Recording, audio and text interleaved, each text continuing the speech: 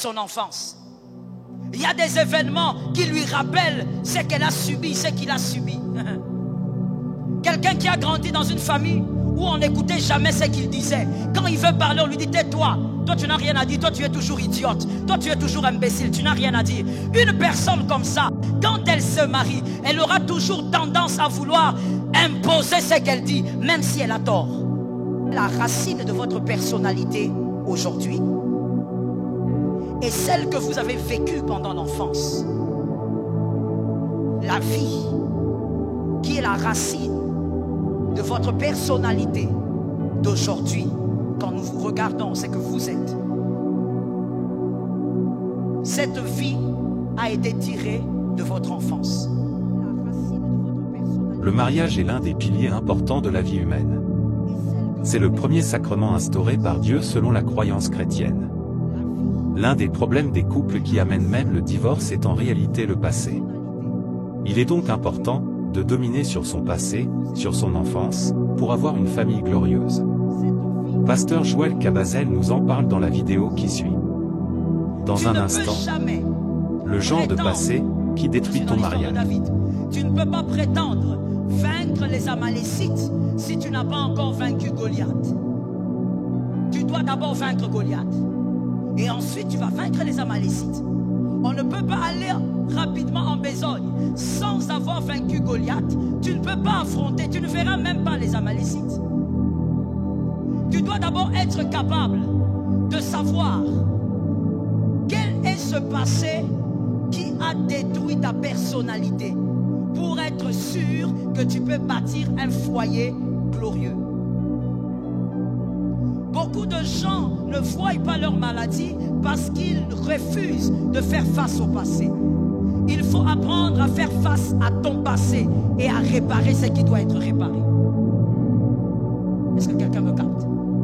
Il y a quelqu'un d'autre qui dit non, moi je n'ai pas envie de passer cette partie de mon histoire, je ne l'aime pas parce que j'ai tellement été trahi, j'ai tellement été abandonné par mes parents. Mais si tu ne répares pas ce passé, tu vas détruire ton avenir. Non seulement ton couple sera détruit, mais même tes enfants. Tu vas produire des enfants et tu vas refaire la même chose, mais à ta manière. Que quelqu'un dise à son âme, je dois affronter le passé.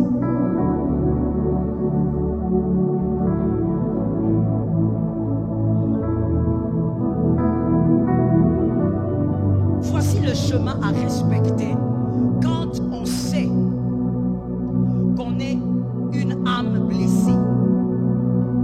Parce que déjà, comme je vous le dis, vous devez affronter votre passé pour réaliser que vous êtes une âme blessée. Il y a des gens, si je vous donne le micro maintenant, je vous pose la question, vous allez me dire non, non, moi je ne suis pas une âme blessée. Tout simplement parce que tu refuses d'affronter ton passé.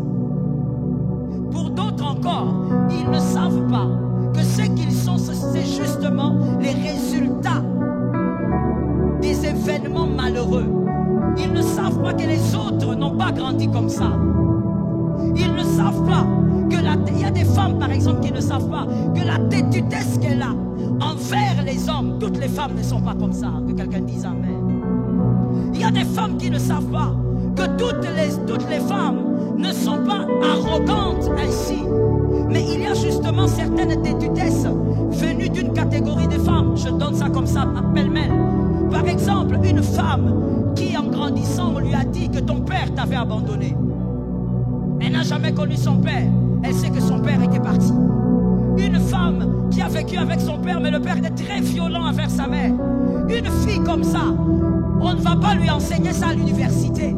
Mais c'est une personne qui est blessée au niveau de son âme. C'est-à-dire que quand elle devra se marier, même si elle est très gentille, même si elle a la douceur incarnée, mais en elle-même il y a cette blessure.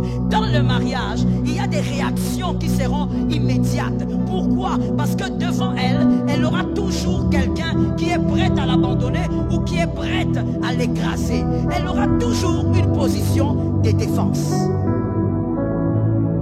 Une personne donc qui ne peut pas vivre dans un foyer de manière équilibrée. Mais pour que la fille ou le garçon comprenne ça, il doit faire face à son passé. Comment avez-vous grandi avec votre père?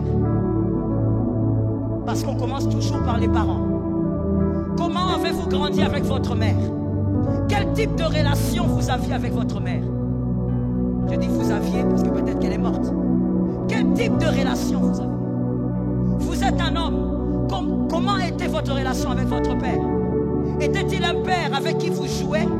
Était-il un père qui vous donnait des conseils en blaguant? Est-ce qu'il vous est déjà arrivé de taper five avec votre père? Quel type de relation vous aviez? Ou c'était une relation d'un chef avec ses subalternes? Comment vous considérez que vous avez été avec votre mère? Est-ce une relation d'amitié? Beaucoup d'hommes ne supportent pas, d'hommes mariés, ne supportent pas d'avoir une relation, une causerie apaisée avec sa femme. Quand sa femme veut lui dire, écoute, moi je pense qu'il ne faut pas faire ça, tout de suite, il se lève, il est sur la défensive. Tout de suite, il se met en colère. Mais la plupart, voici le problème, c'est que quand il grandissait, il a grandi avec une mère tellement autoritaire, il se sentait tellement brimé qu'en devenant adulte, il ne supporte plus l'autorité d'une femme. Toute femme devant lui qui veut exercer une certaine autorité, automatiquement, il manifeste la violence. Parce que lui, avec sa mère, n'était pas une relation d'amitié, mais une relation où la mère a tellement écrasé son fils. Et donc, dans son âme, ce garçon est blessé.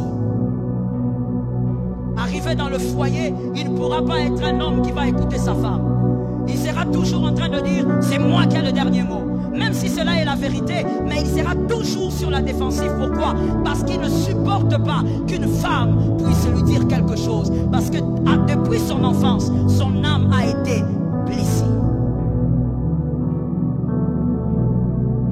Que l'Éternel nous vienne en aide. Il faut que tu affrontes ton passé. Tu n'as pas grandi avec ton père. Ton mari ne sera jamais ton père.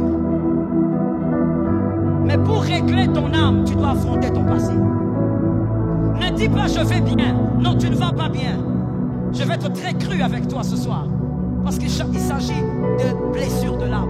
Celui qui grandit avec son père, homme comme femme, ne sera jamais comme celui qui n'a pas grandi avec son père. Il y aura toujours une très grande différence. Une fille qui n'a pas grandi avec son père ne sera pas comme celle qui a grandi avec son père. Celle qui a grandi avec son père n'aura pas du mal à se soumettre envers son mari.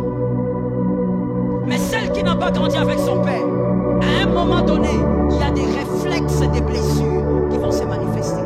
Il y a des sauts d'humeur que le mari ne comprendra pas. Vous êtes allé au lit, vous avez dormi calmement. Mais le matin, elle est nerveuse. Le matin, elle veut parler à personne. Le matin, elle n'a pas envie de te saluer. Mais alors que le soir, vous étiez très bien.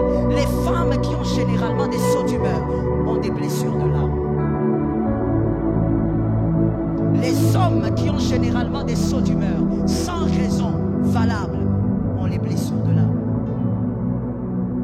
Il y a des événements qui lui rappellent son enfance. Il y a des événements qui lui rappellent ce qu'elle a subi, ce qu'il a subi. Quelqu'un qui a grandi dans une famille où on n'écoutait jamais ce qu'il disait. Quand il veut parler, on lui dit tais-toi. Toi, tu n'as rien à dire. Toi, tu es toujours idiote. Toi, tu es toujours imbécile. Tu n'as rien à dire. Une personne comme ça, quand elle se marie, elle aura toujours tendance à vouloir imposer ce qu'elle dit, même si elle a tort. Parce qu'elle voudra chercher cette fois-ci que sa voix aussi soit entendue. Parce que son âme a un problème. Que quelqu'un dise que le Seigneur m'aide ce soir. Tu dois faire face à ton passé. Ce que tu oublies et que tu n'as pas réglé va te rattraper. Dis ça à ton voisin. Il y a quelqu'un qui n'a pas dit, tu n'as pas entendu, je répète ça. Ce que tu oublies et que tu n'as pas réglé va te rattraper.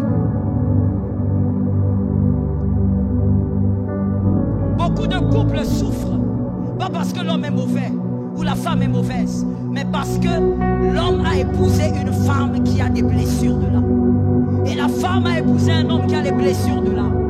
Ils essayent de régler les problèmes, mais il y a des problèmes qui ne partent pas. Il y a toujours les mêmes attitudes qui dérangent dans la maison. Que l'Éternel nous fasse grâce. Affronte ton passé.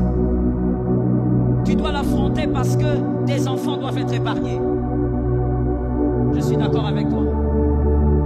Tes enfants doivent être épargnés.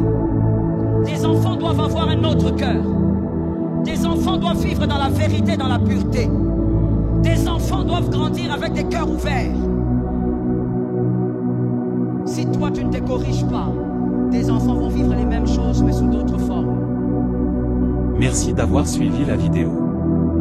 Que Dieu te donne la grâce de dominer sur ton passé pour un mariage heureux. C'était Communion chrétienne. Pour plus de communion.